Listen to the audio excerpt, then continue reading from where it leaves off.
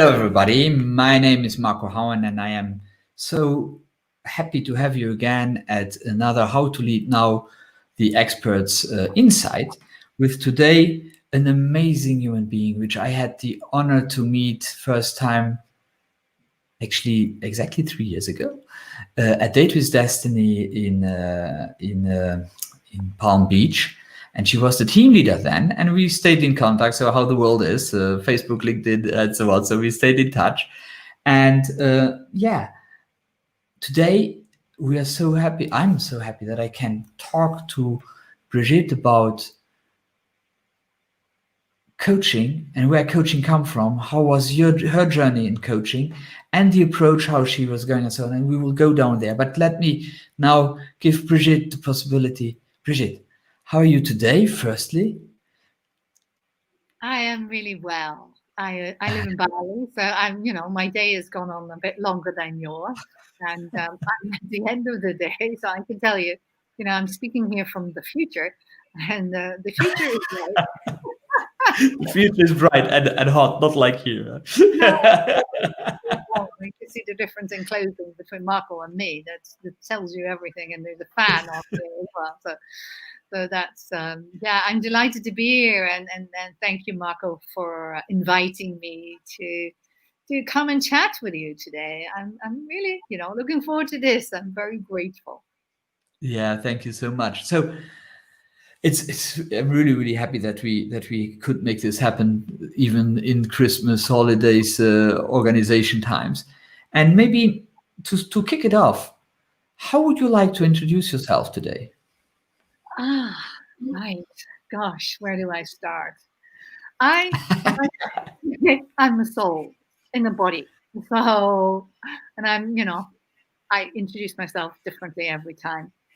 And I'm having a human experience here. And today was a bit of a messy one because it's the solstice, and I was throwing glasses on the floor with coconut water, and the cats were going all over the place, and it was a bit of one of those days that the planets were going, ha ha, we're having a laugh at you.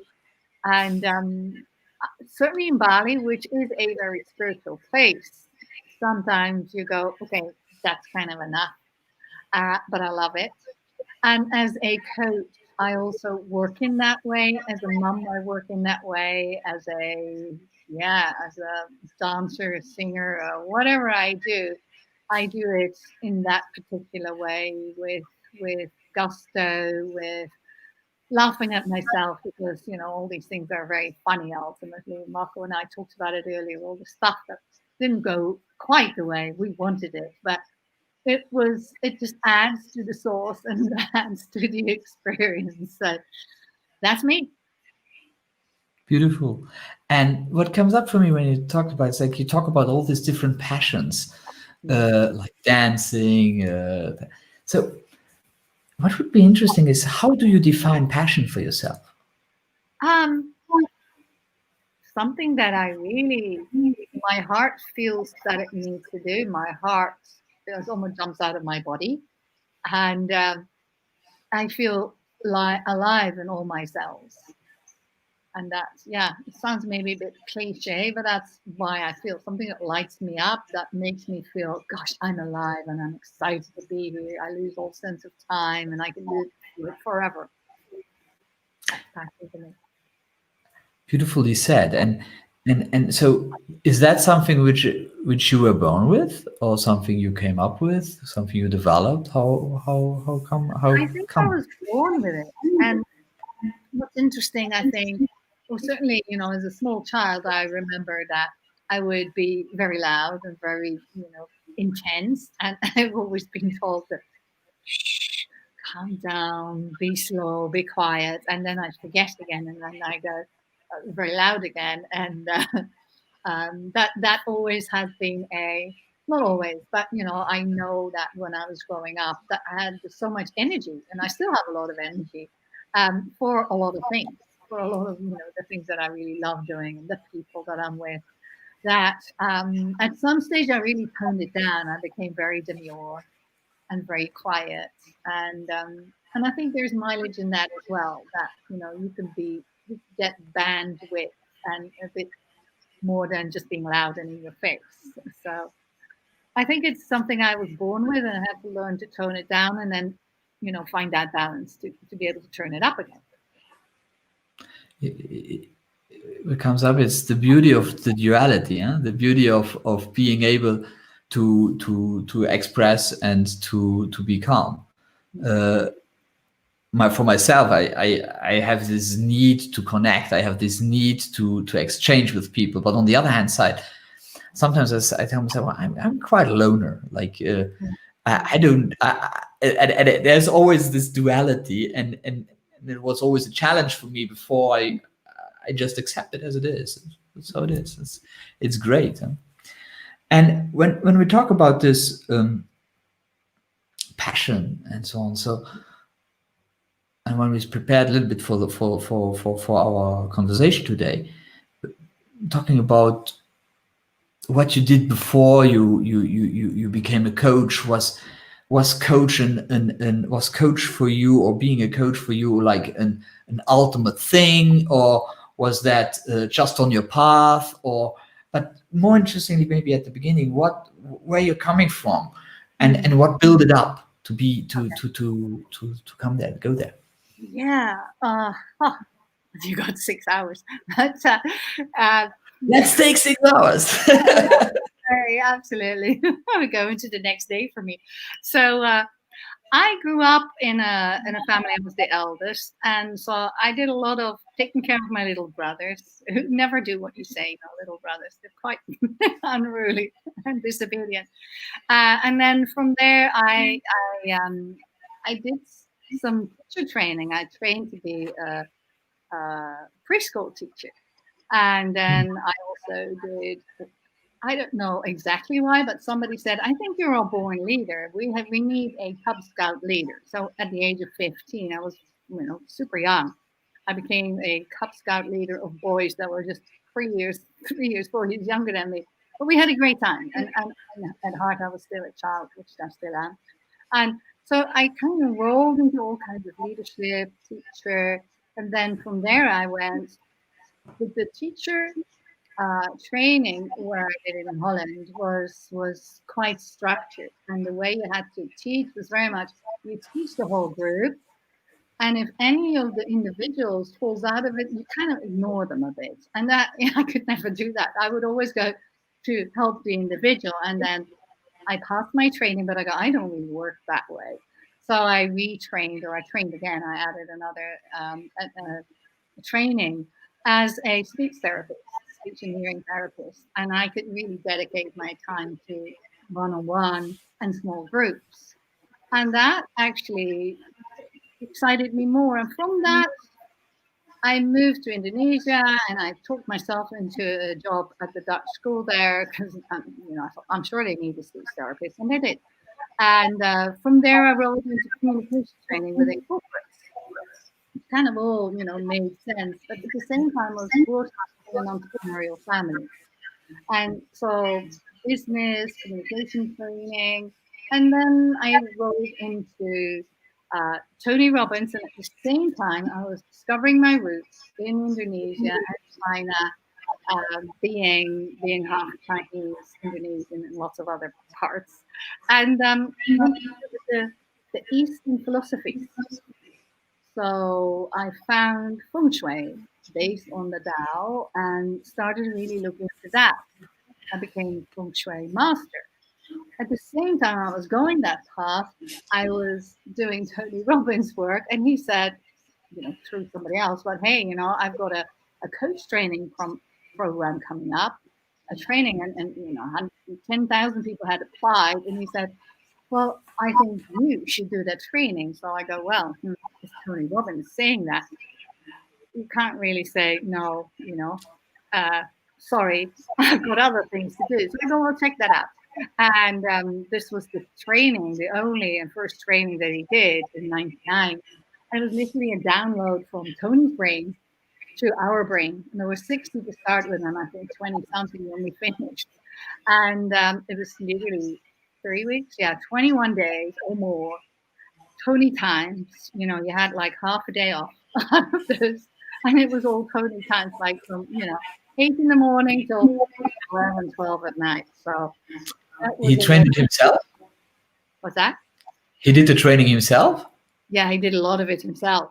So wow. he's never done that again. So it was literally download from his brain, his hard drive, 2 hours. So it was phenomenal, out of this world. And then, I thought, let me do both. So I did the feng shui and I did still a bit of the speech therapy and here and there, and the coaching. And over the years, I found a bit kind of, it's all a bit kind of here and there and everywhere. So lately, as in the last 10 years, I've combined them all. So everything is now under the umbrella of coaching entrepreneurs mostly.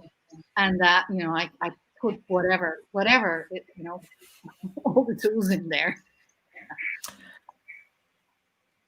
A question which comes up for me, which was totally not foreseen, but I would be interesting. It would be interesting to me to hear about, because most people, when they hear about Tony Robbins, they hear about absolute success. Let's drive it. Let's go peak state, especially at these times, because I met Tony. I did my first Tony event in 1997. So like at these times, today he has this spirituality which is built in. Yeah. But at that time, that was not the case. How did you marry that? Because you had this more spiritual approach already before, and then here comes Tony. Well, how did that go for you? How did you marry this thing? Because I met him in 1997. And I wonder if we went to the same event in Brussels. Did you go there? See, we were there together. I was the one that stood at the back of the room going, oh my God, this is a cult. I checked if the door was locked, going, oh, you were the other guy at the other door? Okay, cool. So I was going, this is weird. These people are all dancing, standing on chairs. And I thought this was a business seminar. So I came in a business suit with a briefcase. I'm standing there with my back against the door, checking if the thing is locked or not. No, it wasn't. So then Tony explains why all this, this noise. I liked it, but I actually went out and I went to customer service and I said, I think this is the wrong place. I'm now in a pop concert. I've come for this Tony Robbins guy, which is kind of hilarious. I had no idea. So I'd read a book. I didn't know. So that was that. And then I think I kind of explained why. And I go, oh, this makes sense. And I kind of inched towards the last seat at the back row. And he started to explain why, but I was still not really sold, even though I'd gone all the way from England, left my family to go and do this seminar that I had no idea about. And then, when he started explaining it and when it all started to make sense to me, I go, oh yeah, that makes total sense. And then I did the firewalk and I still didn't believe the whole thing. And then I did the firewalk because the codes were black. So I know exactly what people, when I'm at customer support, I know exactly. I've been there. That's a participant. So I go to Tony's lane because at least there you can see the fire there. So I walk on Tony's lane. It works, and I'm just going, wow. There are not that many people, as you know. There weren't that many people. So I walk up to Tony. Only 2,000. Yeah, right. Instead of 10 or whatever, however many thousand there are now. I go up to Tony and I say, wow, I was really skeptical, but I'm really sold. What can I do to help you to get this stuff out in Europe because nobody's ever heard of you? And the rest is history. I became one of his greatest fans. And the thing though is, if go back to the question, is I don't know if I would have met him like maybe 10 years before, it might have been too over the top for where I was, but it was just on that cusp where I felt that Tony was, he was not maturing, perhaps maturing, but he was mellowing a little bit to go, okay, this is not so cheesy over the top. And it kind of was a crossroad where I was in my life that it really, really worked. And I wasn't super spiritual back then either. But I think that spirituality for me came earlier, and that was quite funny because I would joke to some of my other spiritual friends and colleagues to go, Tony's finally catching up with us. So, going, we've done this for, I don't know, however long. So, but it was interesting because that came, all those things came much later. And it's that I felt like a fish in the water even more.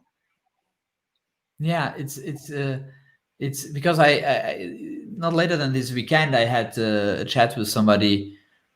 I don't know, Colorado, I think, whatever, popped up on my LinkedIn feed, and we talked, and people have always this thought, it's like, yeah, he's over the top and so on.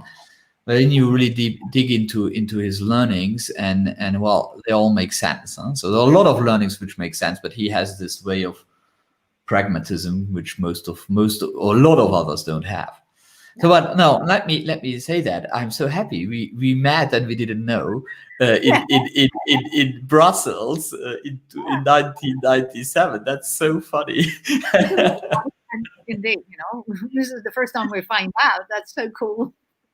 Yeah, and the experience was similar. It's like I went in. I was totally late. It was already everybody was dancing, and I came in, and now I have to explain that I had a very negative experience before with people dancing and trying to rip you off, and I was ripped off, and then it cost me a lot of money in my youth. So I came in there, and I walked through the door, and I was shocked, and I most likely would have looked like terrible, because the guy from the staff came to me, like walked up to me, and he said, "Listen, I see that you're shocked. Go in, give it the 2 hours, and if you don't want, come back to me. You get your money back, but just go in for the 2 hours." And I think he was one of the most important people I ever met, because I was on my way to turn around and go, because listen, I already lost my money once. I didn't want to lose it again, and blah blah blah. And I walked in, and then, well, it didn't take 2 hours. It took 15 minutes, but the rest is history again. Right. Well, now we had our little excursus into Tony. I think that is something we can we can talk about so much. But now, the question still related a little bit to Tony, but also to coaching. Now, after your experience, so you coach since more than 20 years. How do you see yourself? What is the difference you see for yourself and other coaches in relation to what you have from Tony, or what you learned from Tony? Tony, yes. I feel that that the way that I integrate everything, and it's not only Tony's learning, it's the feng shui, it's the healing, the health parts, the entrepreneur part that I grew up with. I feel, first of all, I feel that every coach is individual and unique, and what I feel that I bring is that passion specifically. Because my bit of a backstory, my father was an entrepreneur, and he started with minus money, and he worked himself to death, basically. Oh. So yeah, he worked all hours. He was a workaholic. He loved his work, but he worked. The business started before I was born, and I didn't have a bedroom. I slept in a cupboard, which was also the store cupboard for the electronic components. So, and later they became my toys. So, it's kind of logical. And then, so I grew up in that environment, and then it wasn't easy for my parents, but he did phenomenally well at a cost. And what I saw was a man who worked, he worked his ass off, and relationship didn't work. My parents were divorced. My father became an alcoholic. I had no idea what we did as children, no idea where we went to school, and things like that. And so he was totally disconnected from that. And then he died at the age of 54 of lung cancer. And I was 26. And that made a big impact because I was the eldest. So my brother of 25 took over the business. And then my other brother was 21. And then I was going in that same direction myself, working businesses and going, okay, I'm going the same direction.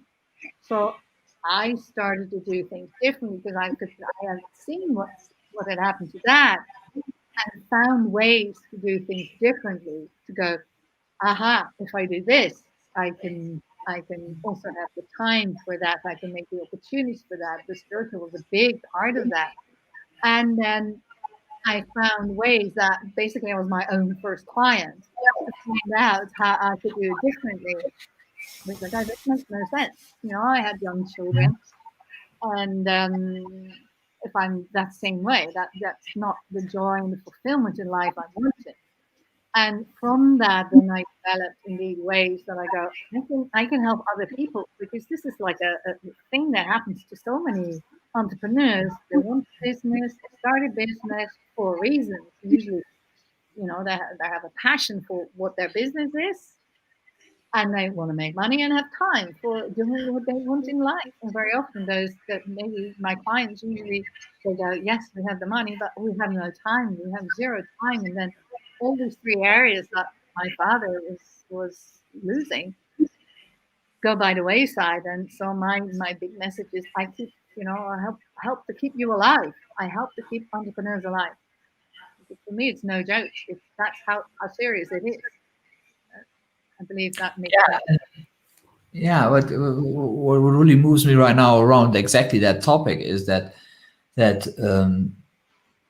being an entrepreneur myself since 25 years now, I most of the times I always wanted to do something because somehow it was coming out of my environment. A lot for me, also a lot of my father, and wanting to prove, like the classical father son wanted to prove the father that I am capable to do it without him, and so on and so on. So and forgetting to really know who I am, and creating something sustainable, something which makes really sense for me, not talking about anybody else. And so many people are creating all the time, but they never take the time to really go back and see who they really are and what they really want to create. So like they create because things are happening around them, and because now blockchain is cool, let's do something in blockchain. Oh no, that's already old story, let's do AI, that's better, because that's where the money lies, and so on. And that's all fine, and I'm not judging that they should not or should or should not do it. But the challenge, I think, for myself, what they're facing is the same that I was facing, is at the one moment in time it will not fulfill them. Not fulfillment means whatever, huh? So like you told the story a little bit about your father, and we have today this possibility to go and to look at ourselves and to see ourselves. So yeah, thank you for sharing from your side, because it's it's powerful. Now, when we talk about coaching, there's something which I loved when we prepared, is that you said, when I started coaching, I was more rigid and had my framework, and now I tell more stories. What do you want to say by now you tell more stories? Very often something comes into my head that, when I speak to a person, and then something comes into my head and I go, I need to tell a story about that. And then very often it comes a story about my children, or something that I heard, or about myself, or about another client. What I find, instead of sometimes asking the questions or speaking, that, the stories go in a different way. In a different way, people judge it less. And it just comes into my, I don't know, my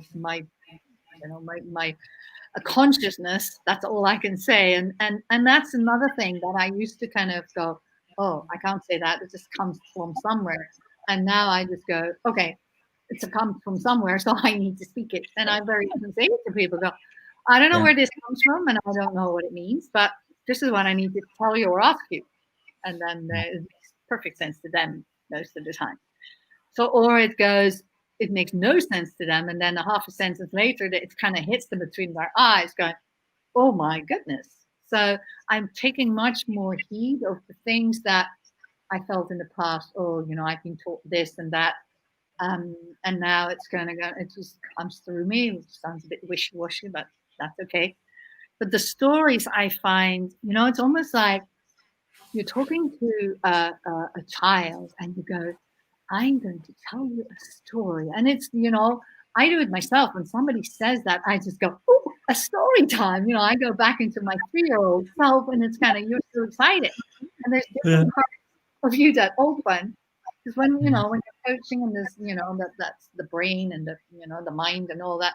But when there is, we're going to tell a story or we're going to listen to a story, there's a different part of your brain that kind of lights up and instead of being closed, there's an openness, like almost a childlike openness. Oh, story, and that's what I find, and people just really enjoy it, and it works very well in the way I work. Yeah, it's beautiful. When we trust our first thought, it's like I try in my life to integrate, or I integrate in my life the fact that I will not. So before, when something popped up in my mind, then I started to analyze it, and then something came out which was rarely really the same thing which popped up. So I trained myself to say what was popping up first, which is not always nice, which is not always easy. It's not always politically correct. No. But it happens to me. It's during coaching, and it's the same what you say. It's like when I am at that capability to do that, then coaching sessions are just amazing, because just say what it has to be said at the moment, and as you say, we don't know why. just get it out. It has to mean something for somebody. Yeah, in the beginning, I would say I would wait till it would come to me 3 times, and I still, at times, do wait a little bit, but very often it does come at least 2 times. Then I go, okay, something needs to be said here, because it's here for the 2nd time or the 3rd time. Even go, you need to speak this, Brigitte. Yeah, absolutely. Yeah, especially when it's come back. It's like, Right? no. Okay, I heard you. We'll say. Maybe because I always try to keep the time in between 10 to 5 and 35 minutes. Maybe a last question for us young. And I refer to myself as young. I like that. For us young coaches, what would be like the advice you would give to be more effective, to be a better coach? Yeah, I would say, first of all, don't ask for advice. It's all. It's within you. So, that would be my first one to go. You don't need anything from the outside. It's in you. And that total trust in yourself, and, connecting with your intention why you became a coach. And that is always pure. I've not met a coach that says, well, I want to become a millionaire or whatever, or, something like that. But it's usually to help people, which is a beautiful, pure intent. So always stay with that pure intent. And then the other thing I would say, you just listen to your own gut. And when you prepare for a call, in the beginning, I would go, there were 2 things. When you prepare for a call, really get into your own space and your own truth and your own wisdom. And then also, when you finish a call, really end on a high note, or a session, to ask yourself, what did I do great? And then after that, you can say, hey, if there's 1 or 2 things that I could do better, what would they be? And I'll always write them down, always write everything down. And then the last thing is, what was absolutely fabulous about this session? So you always evaluate yourself, and then always you praise yourself, because, not all sessions go like, yay. Some go like, you go, oh God. And then there's still that learning that you give yourself credit for. And that's, I think, how you grow the most. Yeah, thank you, and thank you for that insight, because it is exactly what happens, at least when I coach, is like I have this expectation. I know we have to trade our expectations for appreciation, but still there are still some expectations, which is like every session has to be just amazing. People have to be blown away, and then automatically put that again on me, which is then again not makes no sense, because I'm not driving the session, and then I should not. So it's finding this space of contentment of what was done and what was delivered, and that what was delivered was the right thing at the right moment, and Yeah, at that moment yeah, what the customer needed. yeah, Yeah, yeah. Because I think sometimes when in the beginning I would go, yeah, but it needs to be like that. But I go, it's not my expectation, it's theirs. So I have to then give that over. So, there are people that go, yay! And then there are people that are very contemplative. yeah, And that works for them. And I think it is really looking at it from their point of view, not mine. yeah. Absolutely, absolutely. I would maybe, if you still have a few minutes, add one last question, because we talked about self leadership, and I think as a coach we have at least a little bit to walk our talk. Otherwise, this will not be authentic. So I tempering down. So if we would be in Tony world, we would do that a little bit more expressive. But and we talked about self leadership in our preparation. And you told me about truth, compassion, humility, trust in self. So we talked about Mm. trust in self, humility. I think we all feel your humility, and we don't have to go down that road. But what I would like to know was, like you say, truth. Mhm. What do you define? How do you define truth? Yes. And I think, people, there is this fine line between honesty and brutally honest and being, almost Ah, offensive.